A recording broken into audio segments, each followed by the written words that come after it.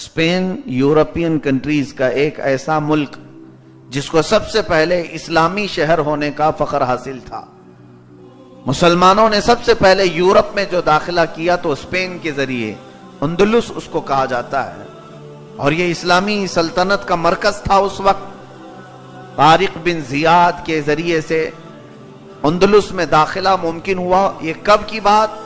हुजूर सल्लल्लाहु अलैहि वसल्लम के विसाल के 80 साल बाद, यानी 90 हिजरी में अंदलुस में इस्लामी फौजें आ गई थी और यूरोप में इस्लामी परचम लहरा रहा था। और उसके बाद से लेकर तकरीबन 750 साल तक इस्लामी परचम लहराता रहा।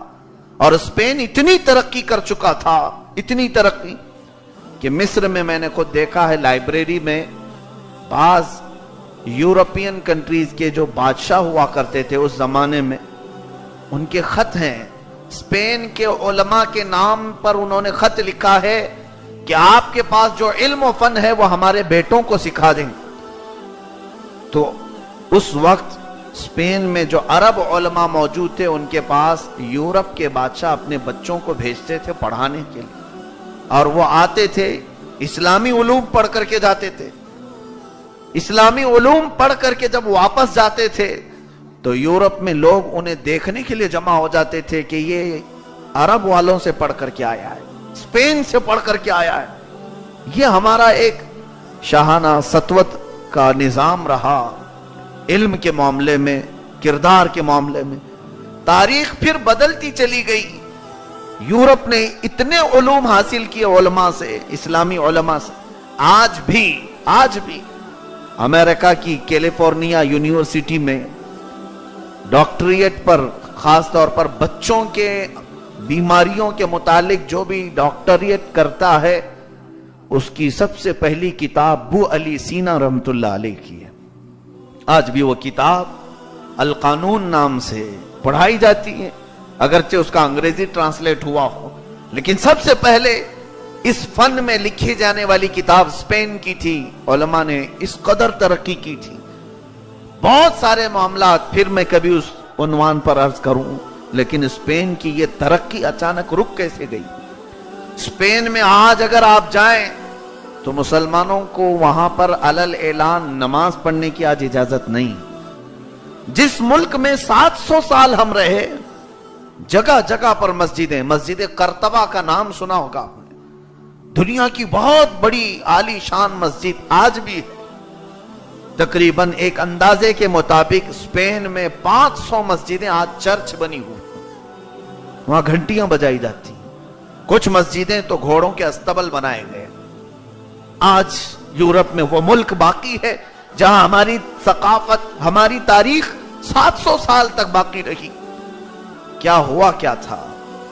एक दौर ऐसा आया कि लोग अपने बच्चों को फिर इतना मॉडर्न करते चले गए, इतना मॉडर्न कि फिर उन मस्जिदों के मुसल्ले पर आने वाले बाकी नहीं रहे। 700 साल में यूरोप सारा इल्म लेकर वो तरक्की की तरफ चल पड़ा, और फिर उन्होंने फैशन ये दे दिया अपना, मॉडर्न कल्चर, नंगेपन का रिवाज। इसलिए कि हमेशा यहूद और नसारा मुसलमानों को तबाह करने के लिए जो आला अपनाते हैं वो बेहयाई का है। और यानियत, नंगेपन को हमारे अंदर दाखिल करके आसानी से जंग जीत जाते हैं। यही स्पेन में हुआ। उन्होंने ओरियानियत को एक फैशन दे दिया, नंगेपन को पूरे इलाकों में मशहूर करवाया। फिर मुसलमान क्या थे? वो पहले के मुसलमान नहीं थे। तारिक बिन जियाद जो अरब से कश्तियां लेकर के जब यूरोप की तरफ आए थे, तो उन्होंने समंदर के पास पहुंचकर अपनी कश्तियां जला दी थीं कि कोई वापस जाने का नाम नहीं लेगा। या तो फिर इस्लाम का परचम यहां लहराएंगे या यहीं मर जाएंगे। वो जज्बा लेकर के वो निकले थे, वैसे फिर बाकी नहीं रहे। इसलिए कि हमारे पहले के बुजुर्गों ने जो सजा सजा करके हमें दिया, तो लोगों को खाने पीने की आदत बन जाती है। अब हमारा काम क्या है? यही मामला आज भी चल रहा है। स्पेन में जो हुआ, 700 साल के बाद ढीले पड़ गए, अखलाक में कमी, आमाल में कमी, बदकारियां उरूज पर आने लगी। फिर लोग अजानों से दूर, नमाजों से दूर, پھر ایک وقت ایسا بھی آیا کہ بدعملی بڑھتی چلی گئی، لوگ علماء اسلام نہیں بنا رہے تھے، اب لوگ حافظ قرآن نہیں بنا رہے، جس کو دیکھو وہ الجبرا پڑھا ہے، جس کو دیکھو وہ قانون پڑھا ہے، اپنے بچے کو کوئی انجینئر بنائے۔ انہی تمام چیزوں میں جب ملک لگ گیا تھا تو دین کی حفاظت کے لیے جو علماء تھے وہ کم ہونے لگ گئے۔ علماء کہاں آسمان سے ٹپکتے ہیں؟ علماء کہاں زمین سے نکل کر کے آتے ہیں؟ کسی کی گود ہی سے تو آتے ہیں۔ جب اکثر لوگ اس بات کا یہ ارادہ طے کر کے بیٹھ جائیں کہ نہیں، مجھے میرے بیٹے کو قرآن کی طرف نہیں بڑھانا ہے، نہ حدیث کی طرف، پھر تمہارے دین پر ایسی سختی آ جائے گی کہ کیسے حفاظت کرے، کون حفاظت کرے؟ آج ایک مثال میں دوں، ہندوستان اگر اعلان کر دے کہ اب فوجی ہم نہیں بنائیں گے کسی کو، اس لیے کہ فوجیوں کو بہت تکلیف ہوتی ہے، سپاہی بیچارے بارڈر پر دن رات کھڑے رہتے ہیں، سوتے نہیں ہیں، اتنی بہت ساری تکلیف ہوتی ہے، لہذا آپ سے فوجی نہیں بنایا جائے گا، اعلان کر دے۔ پھر 5 سال کے بعد دیکھیں ہر ملک ٹوٹ پڑے گا ہندوستان پر، کیا ایسا نہیں ہوگا؟ ایک نظام ہے ہر ملک کا، ہم ڈیفنس کے لیے فوجی بناتے ہیں، اگرچہ اس میں مشقت ہے، تکلیف ہے، لیکن وہ ملک کی حفاظت کے لیے ضروری ہے۔ بلکہ کئی ملک ایسے ہیں، مصر میں نے قانون دیکھا ہے، جو بھی لڑکا کالج پڑھے گا 2 سال اسے فوجی ٹریننگ میں رہنا ہی ہے، کمپلسری۔ اسرائیل میں تو آج ایسا قانون ہے کہ وہاں لڑکیوں کو بھی 4 سال فوجی ٹریننگ میں رہنا ضروری ہے۔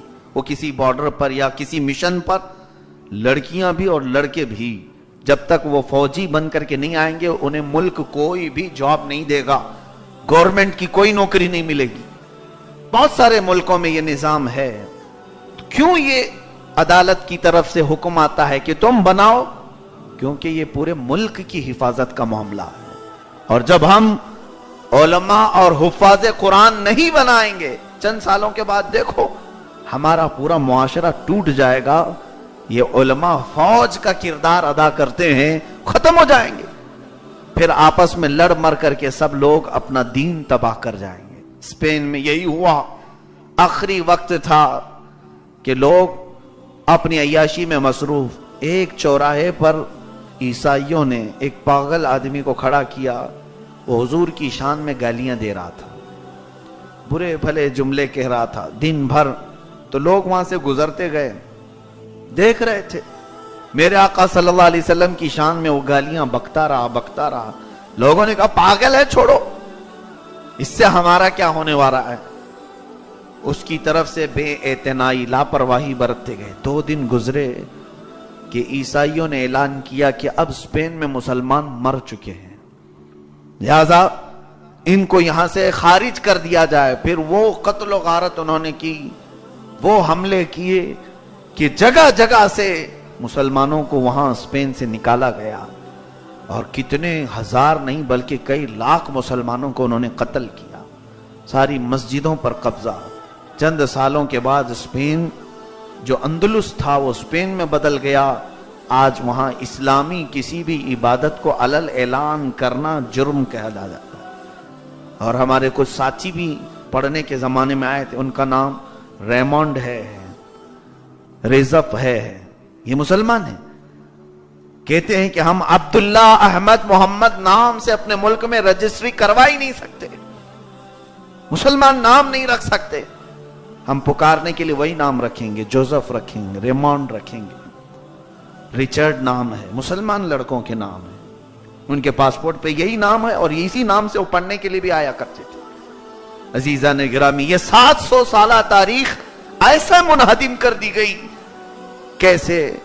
کون سی آخری چیز کفار و مشرکین نے ہمارے اندر دیکھی؟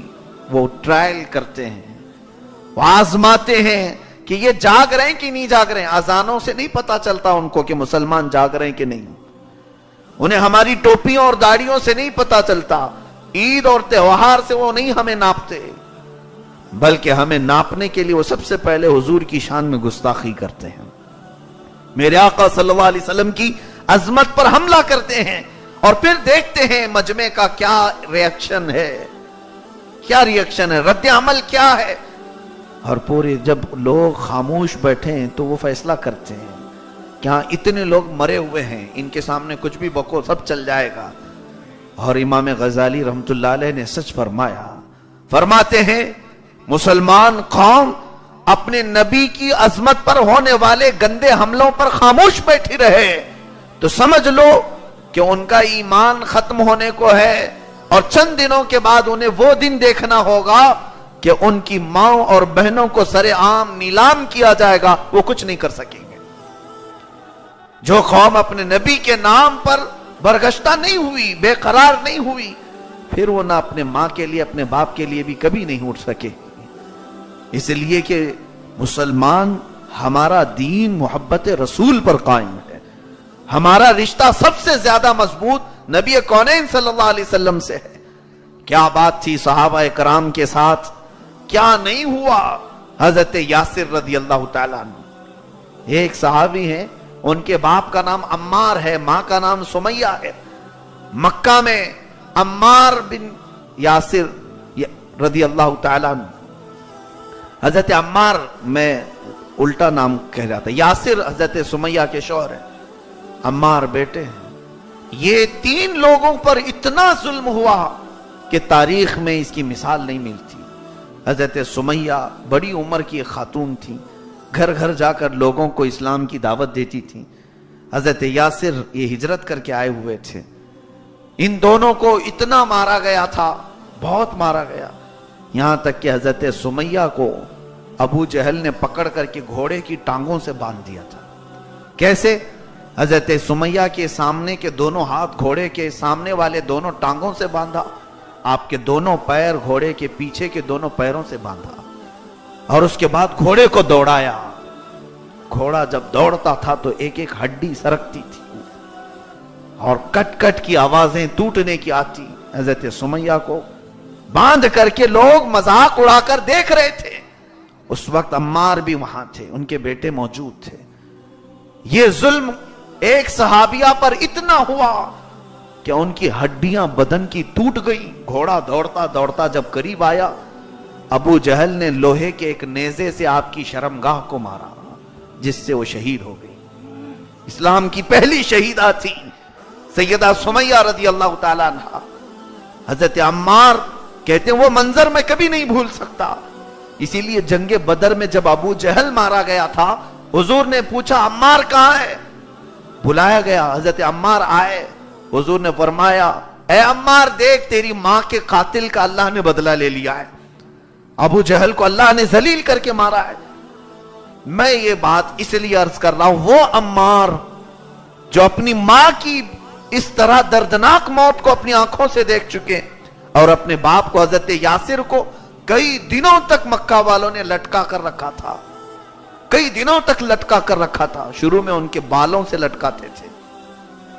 یہ ظلم دیکھ چکے, لیکن حضرت عمار یہ کڑوے گھونٹ پی کر رہ جاتے تھے, کڑوے گھونٹ پی کر رہ جاتے تھے. لیکن اللہ اکبر, ایک وقت وہ بھی آیا جب کبھی کسی نے میرے نبی کے نام پر بات کی, حضرت عمار کا حال یہ ہوتا کہ جلال کی وجہ سے آپ کی آنکھیں باہر آ جاتی اور ایسے بپھر جاتے جیسے کوئی خوفناک شیر ہو, اور پھر اسے تہ تیغ کر کے آتے تھے, چاہے وہ جہاد کے معاملات میں ہو یا کسی بھی دوسرے شہر کا ہو. حضور کی شان میں اگر کوئی بک جاتا تو حضرت عمار خاموش بیٹھتے ہی نہیں تھے, اٹھ جاتے, کہتے اجازت دی جائے مجھے, ابھی میں اپنی تلوار سے اس کا مقابلہ کروں جس نے نبی کی ذات پر اپنی زبان دراز کی. یہ ہے صحابہ کی محبت, جن کی آنکھوں کے سامنے ان کی ماں کو دردناک شہادت دی گئی, باپ کو مار دیا گیا, وہ کڑوا گھونٹ تو پی کر رہ گئے, لیکن نبی کی ذات پر اگر کسی نے جملہ بھی کسا تو وہ خاموش نہیں بیٹھتے تھے. ایمان اسے کہتے ہیں. اس لیے وہ صحابہ جو کہتے تھے حضور کو, فدا کا ابی و امی یا رسول اللہ, اے اللہ کے رسول میری ماں اور میرے باپ آپ پر قربان, تو وہ صرف جملے نہیں ہوتے تھے, وہ حقیقت ہوا کرتی تھی. ان کی زندگیاں پڑھیں آپ کہ انہوں نے اپنی زندگیوں میں اپنے ماں باپ پر آنے والی تکلیفوں کو سہ لیا, لیکن حضور کی عظمت پر کسی نے انگلی بھی اٹھایا تو اسے توڑ دیا ہے. سیدنا ابو بکر صدیق رضی اللہ تعالیٰ عنہ، ان کا حال یہی ہے کہ آپ کے گھر والوں پر کفار مکہ نے بہت ظلم کیا.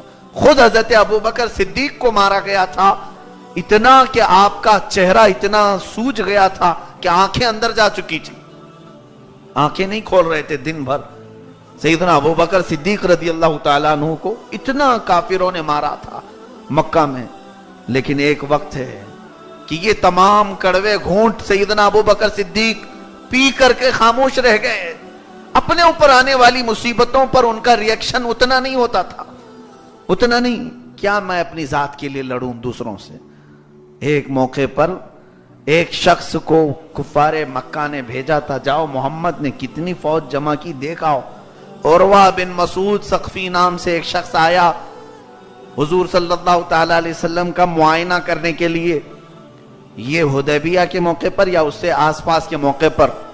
حضور پاک صلی اللہ تعالی علیہ وسلم مدینے میں ہیں، اذان ہو چکی ہے، لوگ جوک در جوک مسجد کی طرف آ رہے ہیں. حضور اکرم صلی اللہ علیہ وسلم وضو فرما رہے ہیں. عروہ بن مسعود ثقفی یہ کہتا ہے، یہ کون ہے؟ کافروں کی طرف سے آیا ہوا ایک قاصد حالات دیکھنے کے لیے. کہتا ہے میں دور کھڑے ہو کر دیکھ رہا تھا کیوں یہ شہد کے چھتے پر جس طرح سے مکھیاں جمع ہوتی ہیں ایسے کیوں یہاں پر جم گھٹا لگا ہے. تو دور سے دیکھتا ہے کہ حضور صلی اللہ علیہ وسلم وضو کر رہے ہیں اور صحابہ آس پاس کوئی اپنا دامن پھیلائے اور کوئی اپنے دونوں ہاتھ آگے کیے ہوئے کھڑے ہیں کہ نبی اگر کلی بھی کرتے تو زمین پر پانی نہیں گرتا، کسی صحابی کے دامن پہ گرتا. وہ سب لے لیتے تھے. حضور پاک صلی اللہ علیہ وسلم کے وضو سے گھرا ہوا پانی صحابہ اپنے ہاتھوں میں لے لیتے، اپنے چہرے پر لگا لیتے، اپنے جسموں پر لگا لیتے، زبان سے اسے چاٹ لیا کرتے تھے. یہ منظر اس نے دیکھا. تھوڑی دیر کے بعد جو بات کرنی ہے وہ یہ ہے، حضور پاک صلی اللہ علیہ وسلم کے پاس وہ آیا بات کرنے کے لیے. میں مکہ والوں کی طرف سے قاصد بن کر کے آیا ہوں، اے محمد تم سے کچھ بات کرنی. حضرت ابو بکر صدیق سامنے آ گئے، کہا ہم بات کرو.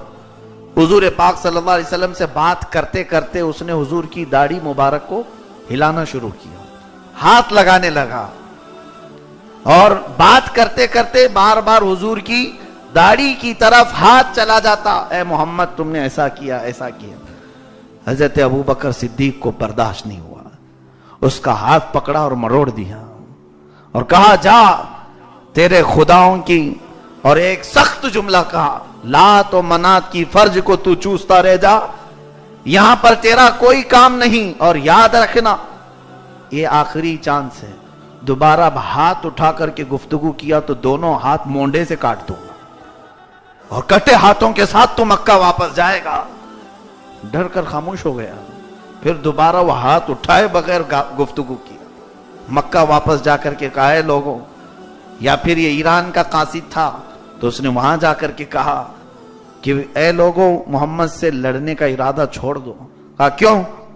بہت سامان جنگ ہے ان کے پاس. کہا سامان جنگ نہیں، ایسے دیوانے بنائے ہیں کہ وہ وضو کا قطرہ بھی زمین پر گرنے نہیں دیتے. ان کی داڑھی کی طرف ہاتھ کوئی بڑھا ہے تو وہ ہاتھ کاٹنے کی بات کرتے ہیں، تو پھر ان کے جسم سے خون نکلے تو وہ کہاں برداشت کریں گے. تو کفار مکہ بھی قیصر و کسریٰ بھی اس وقت اس بات کا اقرار کر چکے تھے. ان کے لیے اگر کوئی سخت چیز تھی تو وہ یہی صحابہ کی محبت. محمد کے بارے میں اگر ہم انگلی بھی اٹھائیں تو یہ چھوڑیں گے نہیں ہمیں. حضور صلی اللہ علیہ وسلم کے بارے میں کوئی جملہ بھی کہے تو یہ تو اپنی جان کی بازی لگا دیتے ہیں. آ جاتے ہیں میدانوں میں اور ایسے جوش و ولولے سے داخل ہوتے ہیں کہ کفار مکہ ہوں یا ایران کی فوجیں ہوں، سب فوجوں میں زلزلہ آ جاتا ہے صحابہ کو دیکھ کر ہی. میرے عزیزو، ان صحابہ کا ایمان یہ تھا کہ بولنا ہے ہمیں بول لو، مارنا ہے ہمیں مار لو، لیکن خبردار حضور کی طرف انگلی نہ اٹھانا. ان کا ہی اعلان تھا جس کو شاعر نے اپنے انداز میں یوں کہا تھا ترجمانی کرتے ہوئے، جو جان مانگو تو جان دے دیں، جو مال مانگو تو مال دے دیں، مگر یہ ہم سے کبھی نہ ہوگا نبی کا جاہو جلال دے دیں. ہم اس پر سمجھوتا نہیں کرتے. صحابہ کرام کا یہ معمول تھا. عزیزان گرامی، اسپین ٹوٹ کر کے ختم ہو گیا، آج بھی وہاں پر اسلامی تاریخ و ثقافت کی باقیات موجود ہیں، لیکن